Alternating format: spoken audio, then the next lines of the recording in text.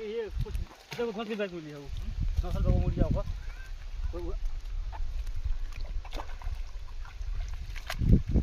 देख ला लोगन पोखरी में कहाँ पर मछली है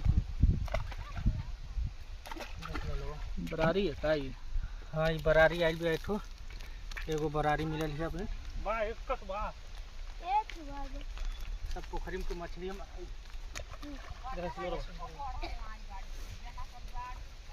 एक हो बाटी जे हां दो करोड़ बाड़ी देखले देख लो उन पर दू जाने कहां जाइबू चल चल चल चल यार रहली मछलिया हां धर पसंद कर जाने से बरारी बाड़ी हां धर अजीत पकड़ के धर